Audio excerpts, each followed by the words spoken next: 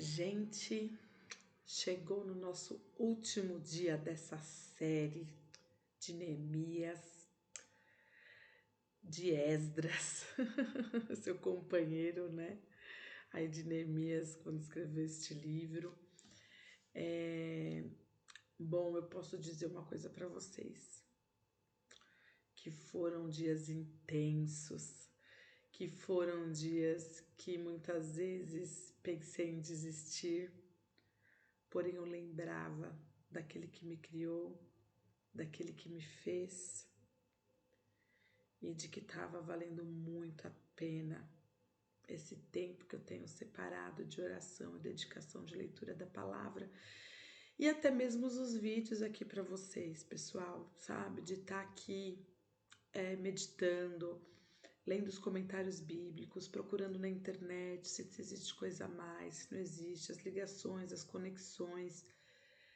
Foi um tempo até para mim, né? Muitos de vocês perguntaram, Aline, tá cansativo, Aline, tá difícil.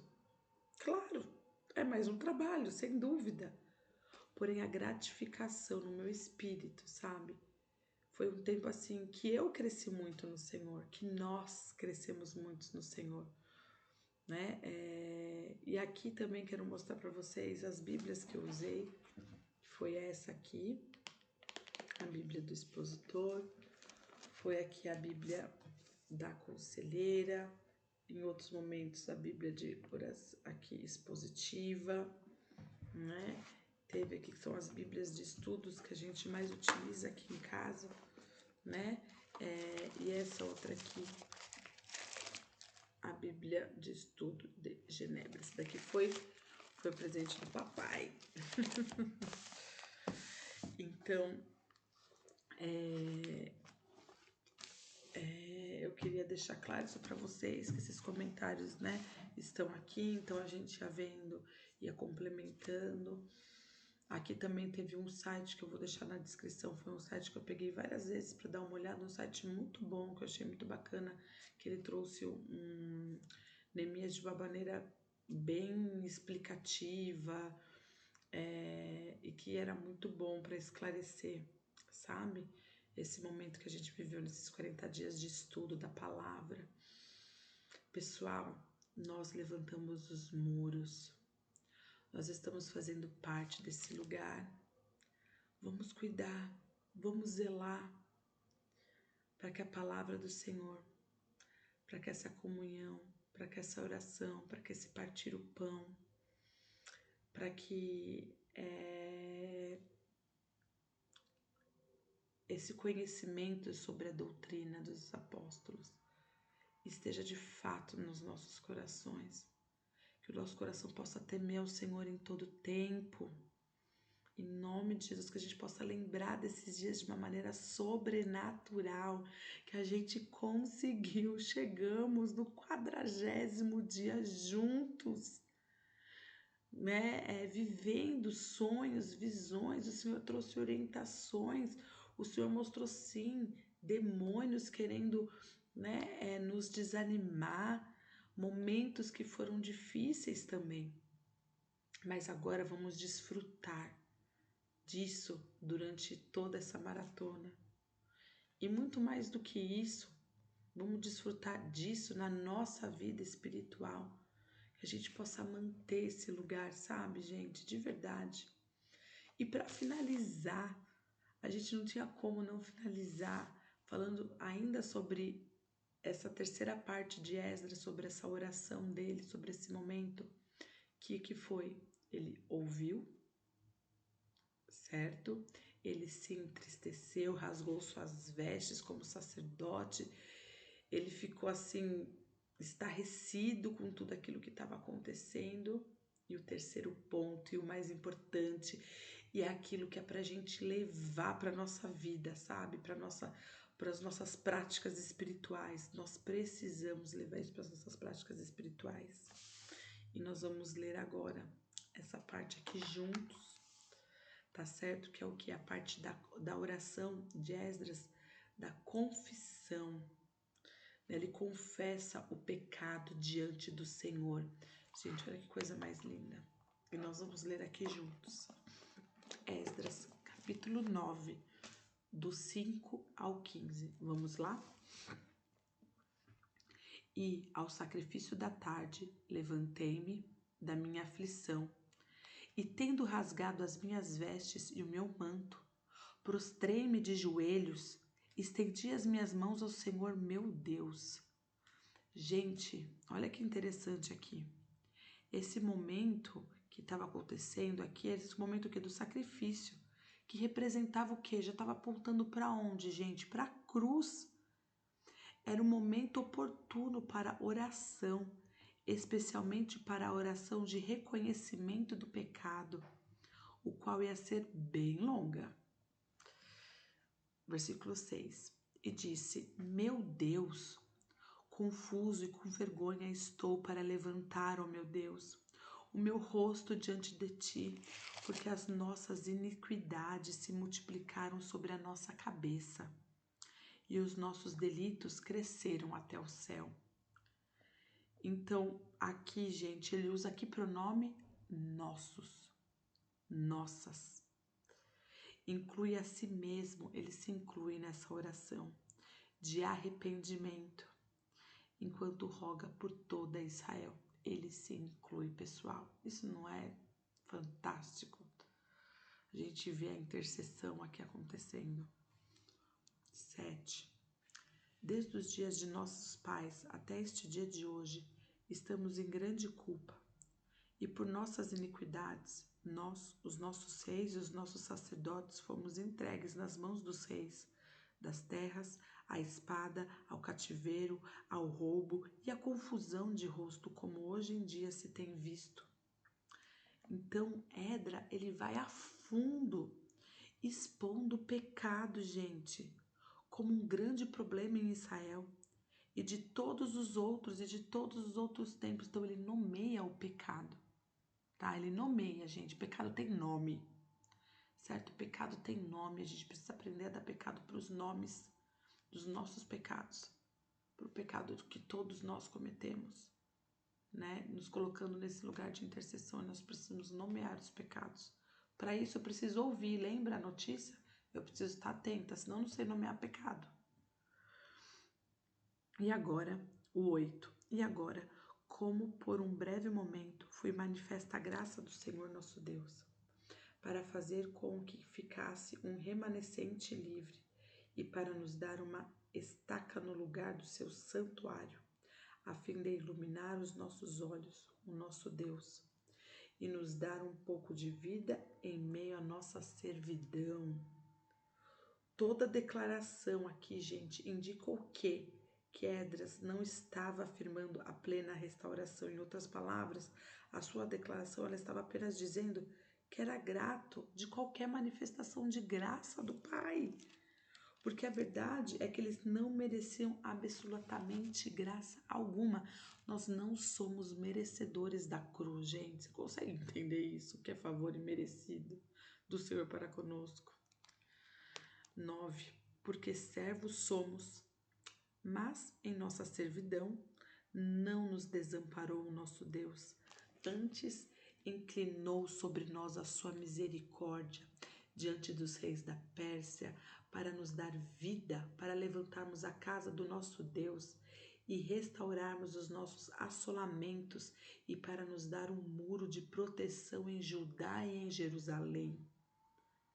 A frase aqui, porque servos somos, poderia ser traduzida, sabe como, gente? Porque nós não somos homens livres. Os judeus não tinham recuperado a sua independência e, de fato, não o fariam. Até este momento, o Estado moderno de Israel ainda sofria restrições. E nos referimos aos árabes, que ocupam uma grande parte da terra de Israel. Olha que interessante, né? Olha que interessante. Versículo 10. Mas agora, o que diremos o nosso Deus depois disso? Porque nós deixamos os teus mandamentos. Então aqui está falando o quê? Está se remetendo ao quê? Ao pecado, né? Que o quê? Sempre se está sem exceção contra Deus. Então o pecado está lá, gente. Bom, 11. Os quais prescreveste pelo ministério de teus servos, os profetas, dizendo: a terra na qual entrais para possuí-la é terra imunda, por causa da imundície dos povos daquelas terras, pelas abominações que a encheram de um extremo ao outro com a sua imundícia. Aqui nessa oração ele está falando do quê? Do caráter corrupto das nações cananeias que anteriormente ocupavam a terra. Mais tarde foi chamada do quê? De Israel. 12. Agora, pois, não dareis às vossas filhas aos filhos deles, nem as suas filhas tomarão para os vossos filhos, nem procurareis a sua paz, nem o seu bem para sempre, para que sejais fortes e comeis o bem da terra e deixais por herdade os seus filhos para sempre. Esdras simplesmente estava citando aqui, gente, Deuteronômio 7:3, que já estava falando lá atrás que não era para a gente se misturar, que não é, que era o que para a gente estar separado, para nós obedecermos, para nós entrarmos no nosso processo de santificação, né? Não nos relacionarmos, não casarmos com pessoas que não creem no nosso Deus, que não creem em Jesus hoje em dia, né? 13. Mas depois de tudo que nos sobreveio por causa das nossas más obras e por causa do nosso grande delito, já que tu, ó nosso Deus, impedisse que fôssemos oprimidos debaixo das nossas iniquidades, e nos deste ainda um remanescente como este. O Senhor sempre nos castiga muito menos do que merecemos. Devemos sempre recordar disso. Gente, olha esse versículo 13, né? Não é incrível a gente lembrar isso da palavra do Senhor? Né? Ele sempre traz, né? Ele sempre nos castiga muito menos do que a gente merece.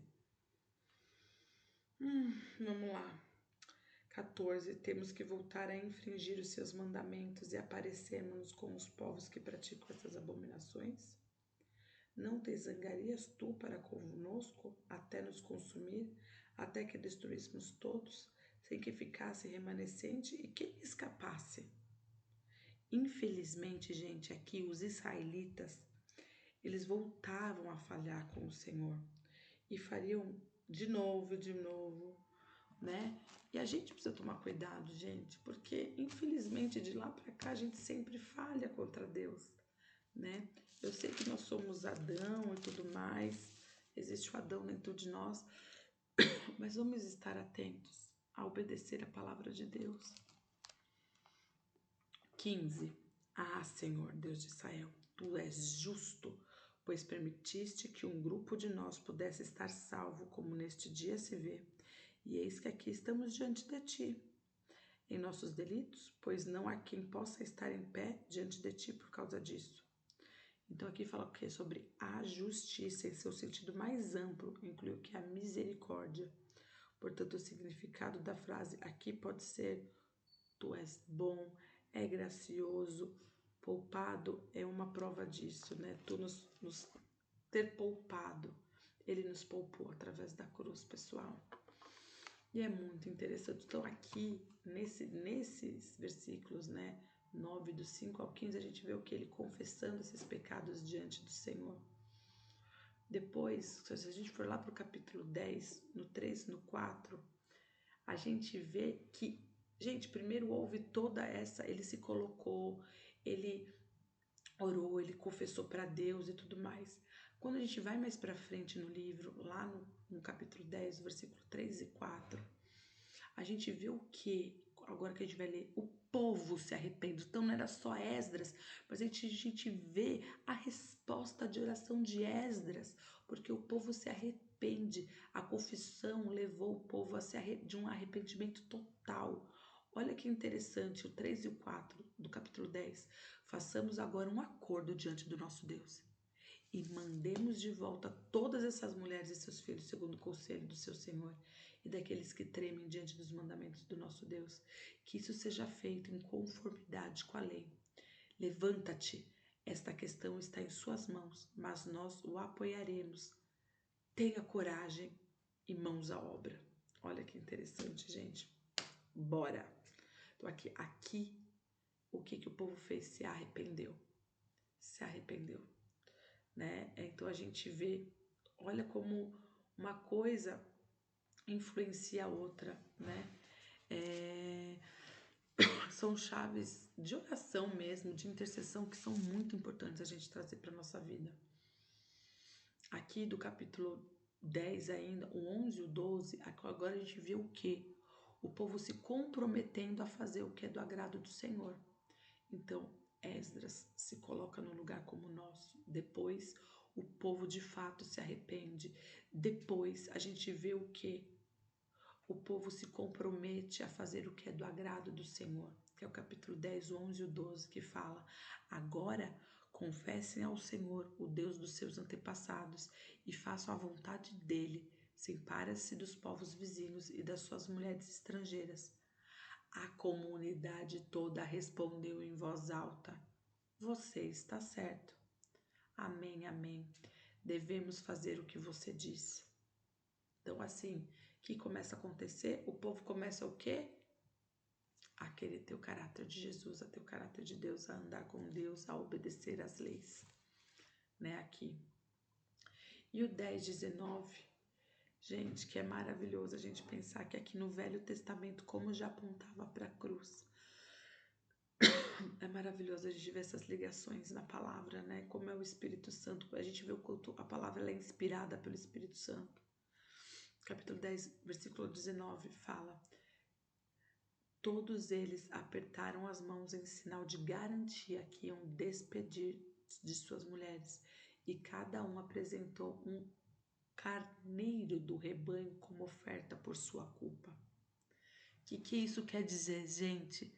Sempre há perdão para aqueles que se valem do sacrifício que Deus provê. Sempre há perdão. Se o nosso coração realmente está arrependido, se a gente está vivendo essa vida com Cristo, gente, há esse lugar. Então, assim, meus queridos, que de fato a gente possa estar orando, sabe? Do que o nosso coração seja um coração arrependido e que de fato a gente possa ser como Esdras, ter uma confissão sincera. Orar para que todos que irão servir durante a maratona pessoal e ação jovem possam estar com a motivação no Senhor. Isso é muito importante, né? Pedir também, gente, que durante esse tempo da maratona e da ação jovem, onde as nossas responsabilidades de toda a equipe, né, aumentam bastante, né? Por quê? Porque a gente vai estar à frente da primeira Igreja Batista da Lapa como um todo, né? Então que a gente possa fazer isso com muito amor e com zelo, né? Que a gente possa lembrar de manter esse Deus, que ele é consumidor, né? Fogo consumidor dentro de nós, que a gente mantenha isso vivo. E Aline, como eu mantenho isso vivo? Ouvindo a voz do Espírito Santo, em oração, em leitura bíblica, fazendo as nossas práticas espirituais. O nosso jejum, gente, pode acabar aqui, mas a nossa vida com Deus não para aqui. Muito pelo contrário. Vamos acessar cada vez mais, ter mais e mais intimidade com o Pai e mais pessoas conhecendo o amor dele através da nossa vida, porque nós estaremos cheios dele em nome de Jesus. E aqui, sabe, a gente fecha esse jejum trazendo isso, que essa oração aqui de Esdras, ele ouviu, ele se entristeceu. Na confissão dele, na oração de confissão dele, ele se colocou no lugar. Então, quando você vai orar por um jovem, se coloca no lugar daquele jovem. Senhor, o perdoa, porque talvez esteja colocando a namorada acima do Senhor, Pai. Nos perdoa, Pai, pela promiscuidade, por mais que não seja você que esteja tendo uma vida promíscua, às vezes sexualmente, tudo mais, mas se coloque e creia em nome de Jesus. Aqui a palavra, a gente viu a resposta de oração pessoal. Esdras confessou, depois o povo confessou. Depois que o povo confessou, eles fizeram o quê? Eles quiseram o quê? Agradar a Deus, ter atitudes de obediência a Deus. E depois disso, o que nos mostra que há perdão? A desobediência, gente, tem que ser um erro no percurso. Não a gente se manter nesse lugar. E aqui já apontava para a graça, já manifestava a graça do Senhor. Então, como sacerdotes que eu sou, que você é, nós possamos estar firmes nessa caminhada. Que a gente possa, sabe, pessoal, trazer à nossa memória esse tempo que a gente viveu juntos e que a gente possa viver esse mais em São Paulo, no mundo, que a gente possa levar isso juntos, para nós vivermos juntos e sermos juntos a noiva que avança, para que a gente possa estar ali, sabe, se alimentando da palavra deles, do Senhor, que a gente possa entre nós compartilhar da palavra dele, que a gente possa trazer cada vez mais pessoas a conhecer a Jesus juntos. Até que ele volte, até que ele venha, que a gente não perca o foco, que a gente não desanime, porque, gente, o inimigo ele está ao derredor. O inimigo ele veio matar, roubar e destruir. Então que não seja roubado esse tempo em nome de Jesus. Gente, durante o jejum, eu tive os meus momentos difíceis. Aonde houve acusação, aonde eu desanimei, aonde deu vontade de abrir mão, aonde que estava cansada do trabalho, estava cansado de algumas responsabilidades, compromissos que eu tenho. Deu vontade de abrir mão? Claro que deu. Mas chegamos aqui. Pelo quê? Pela misericórdia, pela graça do Pai. Que é por Ele, foi por Ele. Esses vídeos foi por Ele. Vocês sabem que isso aqui não é a minha praia, né? Mas o Senhor, Ele ministrou muito no meu coração com esses vídeos. Vocês não fazem noção o quanto que estudar essas palavras, como eu falei no início, fez a diferença. Mas fechamos aqui esse tempo, porém nós não fechamos a nossa vida com Deus.